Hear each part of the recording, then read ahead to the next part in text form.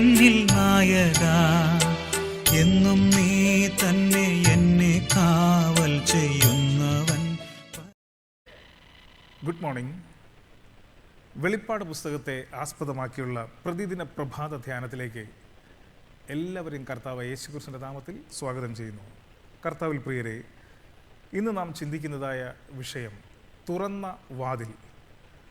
സത്യവേദ പുസ്തകം ഇപ്രകാരം പറയുന്നു, വെളിപ്പാട് പുസ്തകം 3:8, ഇതാ ഞാൻ നിൻ്റെ മുൻപിൽ ഒരു വാതിൽ തുറന്നു വച്ചിരിക്കുന്നു, അത് ആർക്കും അടച്ചുകൂടാ.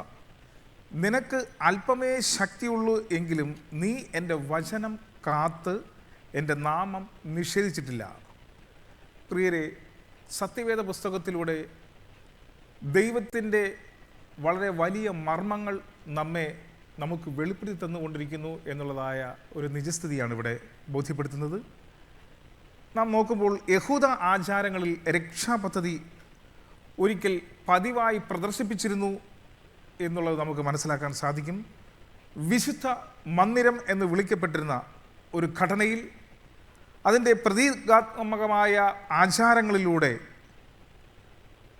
രക്ഷകൻ്റെ ദൗത്യത്തെക്കുറിച്ച് ലോകത്തെ ബോധവൽക്കരിക്കുവാൻ തക്കവണ്ണം ഉദ്ദേശിച്ചിട്ടുള്ളതായ ഒരു രൂപങ്ങളിൽ ചിത്രീകരിക്കപ്പെട്ടതായിരുന്നു ഈ വിശുദ്ധ മന്ദിരം എന്ന് പറയുന്നത്.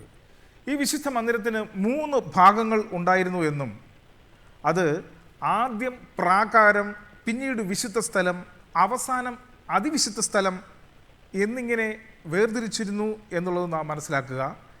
ഇവിടെ വർഷത്തിലൊരിക്കൽ പാപപരിഹാര ദിവസം എന്നറിയപ്പെടുന്ന ശുശ്രൂഷയ്ക്ക് മഹാപുരോഹിതൻ പ്രവേശിക്കുന്നു എന്നുള്ളതും മാനവകുലത്തിൻ്റെ അന്ത്യ ന്യായവിധിയെ പ്രതിനിധീകരിക്കുന്നതായ വിശുദ്ധ മന്ദിരത്തിലെ ഏറ്റവും പ്രാധാന്യമേറിയതായ ഒരു കൂദാശ അവിടെ പൂർത്തീകരിക്കപ്പെടുന്നു എന്നുള്ളതാണെന്ന് നമുക്ക് മനസ്സിലാക്കാൻ സാധിക്കുന്നു. അങ്ങനെയെങ്കിൽ എബ്രായർക്ക് ലേഖനം അതിൻ്റെ 8-ാം അധ്യായം അതിൻ്റെ 5-ാമത് വാക്യത്തിൽ ഇപ്രകാരം പറയുന്നു, കൂടാരം തീർപ്പാൻ മോശെ ആരംഭിച്ചപ്പോൾ പർവ്വതത്തിൽ നിനക്ക് കാണിച്ചു തന്ന മാതൃക പ്രകാരം നീ സകലവും ചെയ്യുവാൻ നോക്കുക എന്ന് അവനോട് അരുളി ചെയ്തതുപോലെ അവർ സ്വർഗീയത്തിൻ്റെ ദൃഷ്ടാന്തവും നിഴലുമായവനിൽ ശുശ്രൂഷ ചെയ്യുന്നു. അപ്രകാരമെങ്കിൽ ഈ ശുശ്രൂഷ നിർവഹിക്കുന്നതായ സമയമാണ് ഇത് എന്ന് നമുക്ക് മനസ്സിലാക്കാം. ഇവിടെ ഫിലദൽഫിയ സഭയുടെ പ്രാവചനിക ചരിത്രത്തിൻ്റെ അവസാനത്തെ തീയതി ഈ രക്ഷാപദ്ധതിയിലെ നിർണായക നാഴികക്കല്ലായ 1844 ആണെന്നുള്ളത് പ്രവചന പുസ്തകങ്ങളിലൂടെ നമുക്ക് മനസ്സിലാക്കി തരികയാണ് ചെയ്യുന്നത്. ആ വർഷത്തിൽ നമ്മുടെ മഹാപുരോഹിതനായ ക്രിസ്തു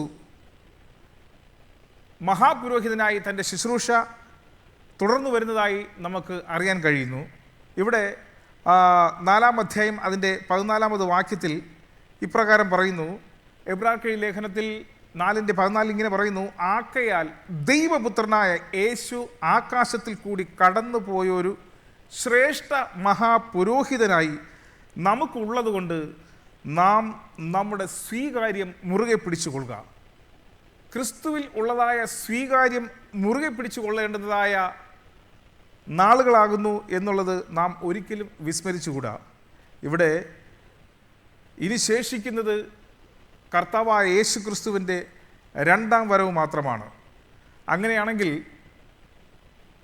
അപ്പോൾ സ്വർഗത്തിലെ ദൈവാലയം തുറന്നു, അവൻ്റെ നിയമപ്പെട്ടകം അവൻ്റെ ആലയത്തിൽ പ്രത്യക്ഷമായി എന്ന് നമുക്ക് വീണ്ടും ആ ലേഖനത്തിൽ 11:19 വായിക്കുവാൻ സാധിക്കുന്നു.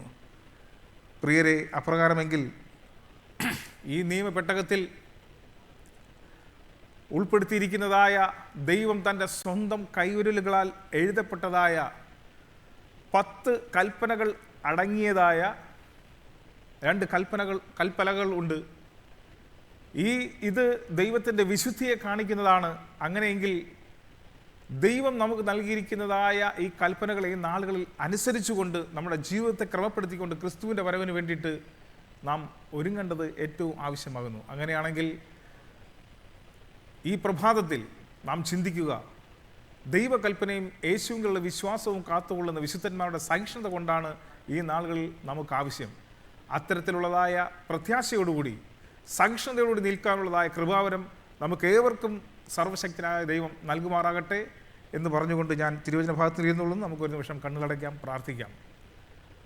വാഗ്ദത്തങ്ങളിൽ വിശ്വസ്തനും വാക്കുമറാത്തനും നല്ലവനുമായ ദൈവമേ, അനുഗ്രഹമേറിയതായ ഈ പ്രഭാതത്തിൽ കേട്ടതായ വചനത്തെ ഓർത്തുകൊണ്ട് ഞങ്ങൾക്ക് കർത്താവെ തുടർന്നുള്ള നാളുകളിൽ വിശ്വസ്തയോടെ ദൈവത്തിൻ്റെ കൽപ്പനകൾ പ്രമാണിപ്പാനുള്ളതായ വിശേഷ കൃപാവരം ഞങ്ങൾക്ക് തരുന്നതിനായി സ്തോത്രം. ഇത് ശ്രദ്ധിച്ചതായ ഓരോ വ്യക്തി ജീവിതങ്ങളെയും ഇന്ന് പകൽക്കാലം നീ അനുഗ്രഹിക്കുന്നതിനായി സ്തോത്രം. സകലതും കർത്താവെ ഞങ്ങളുടെ സന്നിധിയിൽ താഴ്ത്തി പരമേൽപ്പിക്കുമ്പോൾ കൃപയോടെ പ്രാർത്ഥന കേൾക്കണം സ്വർഗീയ നല്ല പിതാവേ. ആമേൻ.